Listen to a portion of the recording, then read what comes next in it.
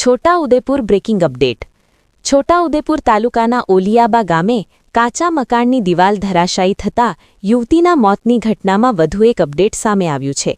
યુવતીને પ્રાથમિક સારવાર માટે ખાનગી હોસ્પિટલમાં લઈ જવાઈ હતી, પરંતુ સારવાર દરમિયાન તેનું દુઃખદ અવસાન થયું હતું.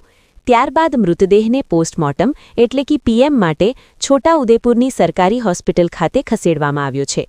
મૃતક યુવતીનું નામ ભારતીબેન જયેશભાઈ રાઠવા હોવાનું જાણવા મળે છે. પોલીસ દ્વારા વધુ તપાસ હાથ ધરવામાં આવી છે.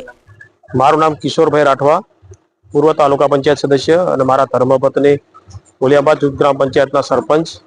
આજરોજ મારા ગામના એક દુઃખદ ઘટના બની છે, જે ભારતીબેન જયેશભાઈ રાઠવા ખૂબ ગરીબ પરિવારના વ્યક્તિ હતા. જેઓએ પોતાનું જૂનું મકાન રિપેરિંગ માટે કામ કરતા હતા, ત્યારે અચાનક ઈંટોની જે દિવાલ હતી એ બાળકી નીચે કામ કરતી હતી, એના પર અચાનક આકસ્મિક રીતે દિવાલ પડી અને છોકરી દબાઈ ગઈ અને તાત્કાલિક સારવાર માટે અમે છોટાઉદેપુર ઓરસંગ હોસ્પિટલમાં લાવ્યા.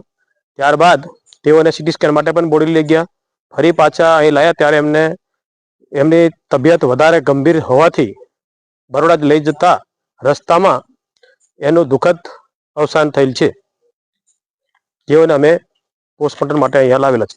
મારું નામ છે લાલુભાઈ વિજલભાઈ રાઠવા. મારી બેન થાય છે, કાકાની છોકરી છે એટલે બેન થાય છે.